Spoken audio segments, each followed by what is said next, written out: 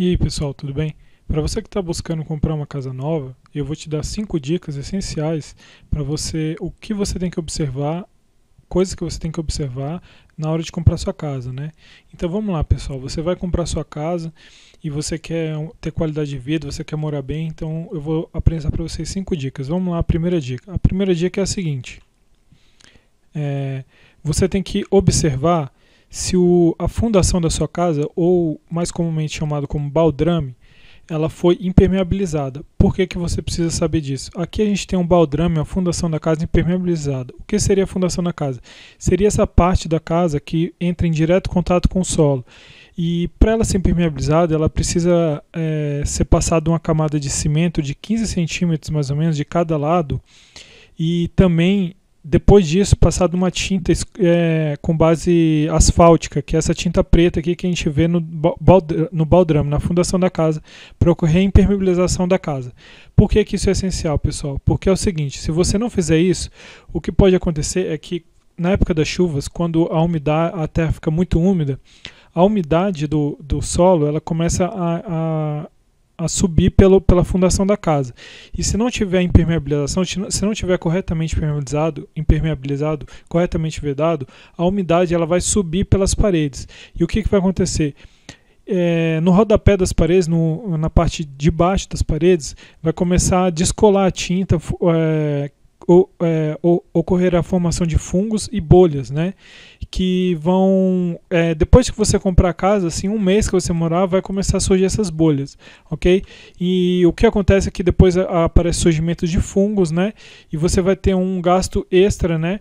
Para poder resolver esse problema, né? Que você teria que retirar toda essa tinta, aplicar 2 produtos, né, de impermeabilização e depois pintar de novo. E geralmente o cara que te vendeu a casa já está fazendo outra casa e dificilmente ele vai te atender nesse pedido. Então é importante você observar se o baldrame, se a fundação da sua casa ela foi impermeabilizada.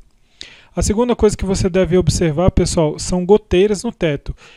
Você precisa saber se ocorreu a correta impermeabilização do teto da sua casa, né? Então você tem que olhar, perguntar pro dono da sua casa se ele fez corretamente.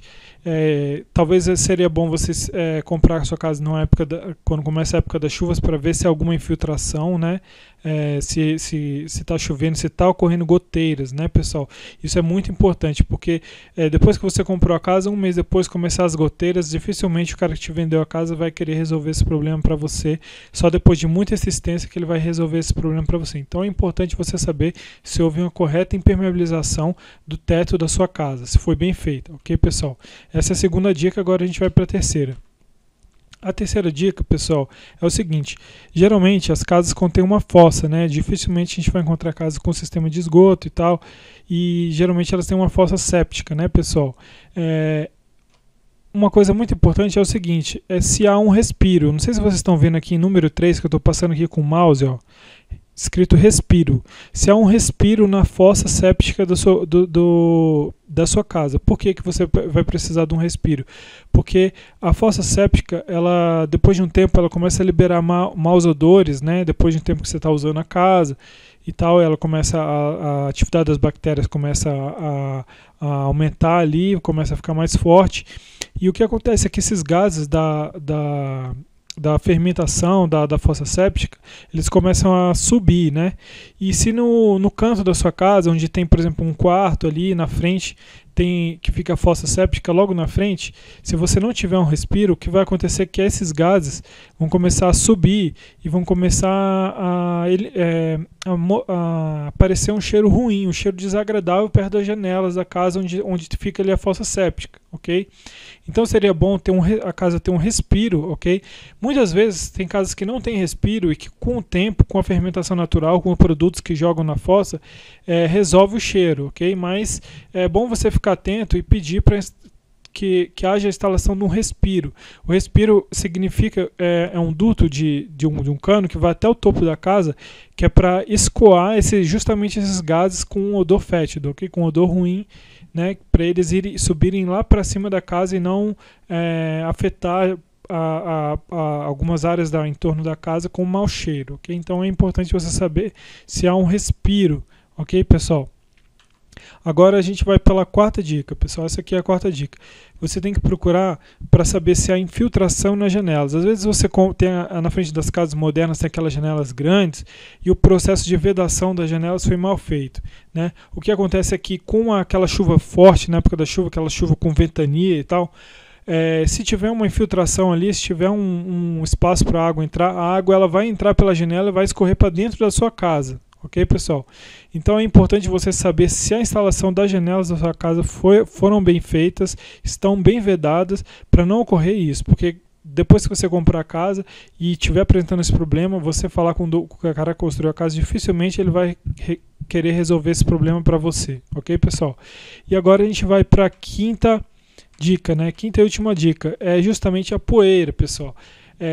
Você tem que observar se o condomínio que você mora, às vezes você mora num condomínio que é asfaltado, mas no condomínio da frente que você mora não é asfaltado, tem muita poeira.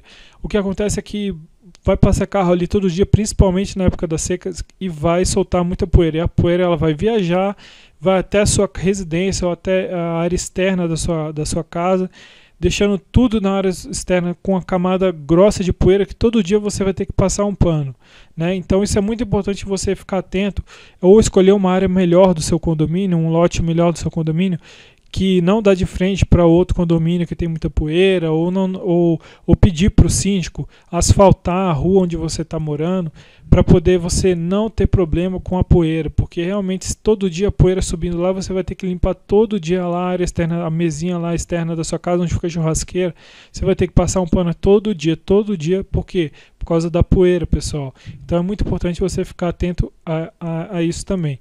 Então essas foram as minhas 5 dicas, pessoal. Se você gostou, não esquece de dar um like aí no meu vídeo, ok? Muito obrigado, até mais, galera. Tchau.